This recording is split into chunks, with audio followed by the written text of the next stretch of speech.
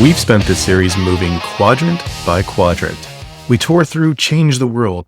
We sat inside Foster Belonging. And today we continue into the Exert Control quadrant with the Creator. Control sounds cold, corporate, like a brand that wants to boss you around. But it isn't. This quadrant has nothing to do with controlling people and everything to do with refusing to leave the world to chance. These are brands that don't accept reality as handed to them. They shape, they impose order where there was none. 3 archetypes live in here, and each one controls a different thing. The sovereign controls structure and people. It rules. The caregiver controls risk and safety. It protects. And the creator, the one we're carving open today, controls form. It builds. So the quadrant tells you these brands want to shape the world. The archetype tells you how they shape that world. And the creator shapes raw possibility into something finished, intentional, and real to make control easier, to give you stability. So what's the motivation here? Many agencies, strategists, and brand leaders think creator means artsy, pretty packaging, a clever typeface, a chef who plays with plating. They spot a little creativity and they slap the creator label on it. Wrong. The creator is not decoration. It is authorship. Let me make this sharpest cut first. Customization is not creation. If your patron builds their own bowl, that doesn't make you a creator brand. That's personalization, and personalization belongs to the citizen or maybe even the sovereign archetype. Not here. Handing people to pieces is the opposite of authoring a vision. A creator brand doesn't give you a kit. It hands you a finished world and says, this is what I've made to make your life easier, more stable, and give you the control. Underneath it is one of the deepest things about being human. We're the only animal that can picture a future that doesn't exist yet, then build the road to reach it. Psychologists call it anticipatory imagination.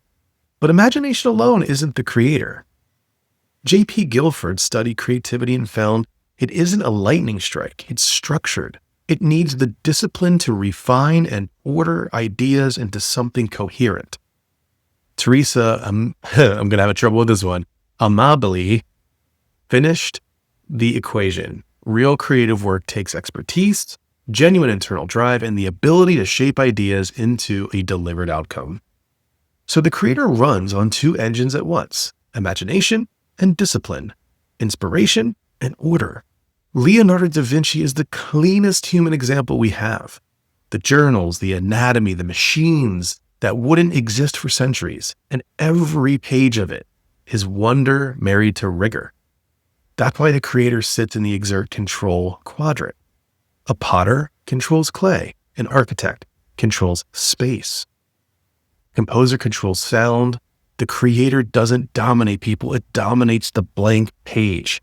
It takes chaos and gives it form. That is the entire motivation.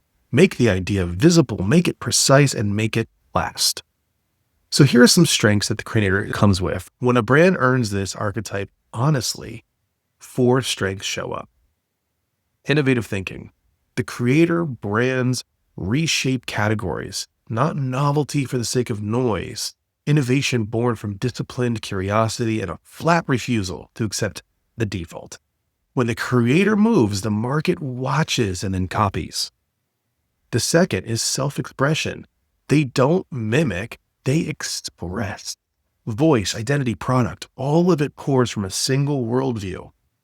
In a category where everyone sounds identical, sounding like yourself is the whole differentiator. Aesthetic sensibility is the third.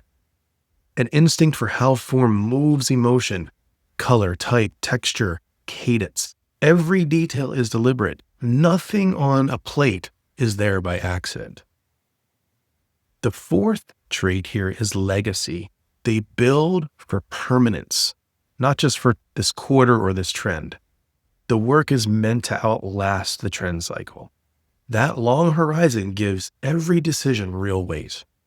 But there are weaknesses, as we have talked about ad nauseum. Every archetype has a shadow, and the creator's shadow is usually self-inflicted. Perfectionism. The pursuit of excellence curdles into never finishing, ideas held hostage in the name of one more revision. The world rewards great and shipped, not flawless and unseen.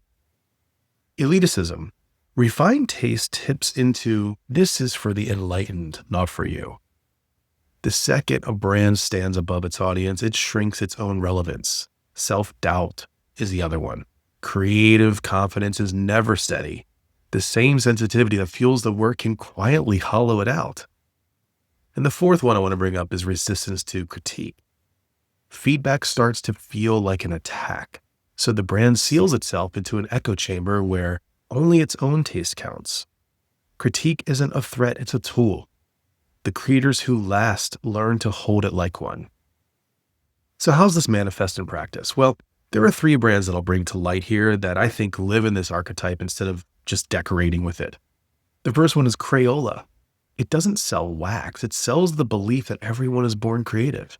The product is almost beside the point. The brand exists to make expression feel safe, natural, and joyful for an entire generation. That's the creator working through inclusion. The second example is Squarespace. It hands ordinary people the power to author their own corner of the internet and then refuses to let them make something ugly. The aesthetic standard is baked in. That's the creator working through empowerment, democratizing the act of making without lowering the bar. And the third one is Pandora. Charm by charm, it turns adornment into authorship. The patron isn't just buying jewelry, they're writing a wearable story only they could tell. That's the creator working through intimacy and craft. So here's a 30-second test for whether your brand is actually a creator. Do you author a complete vision, or do you let people assemble one? Do you build to last, or build against the trend? Is your craft a worldview or just a coat of paint? If all you do is hand people the pieces and let them assemble it, that's not creation, it's personalization. Real archetype, real value. Not just this one. Real archetype, real value, just not this one. In the next episode, we'll stay inside the user control and meet the one most brands confuse with leadership and most leaders confuse with volume, and that's the sovereign. But until then, I'd love to know your thoughts on the creator. I'd love to understand pushback or questions that you have. I'm happy to answer them. And I'd love to hear examples of the creator genuinely being activated well. As always, please like, subscribe, comment, and do share this. It really helps get the word out. It helps elevate brands, in my opinion. That's why I'm doing this. So until next time, keep charging ahead and cheers.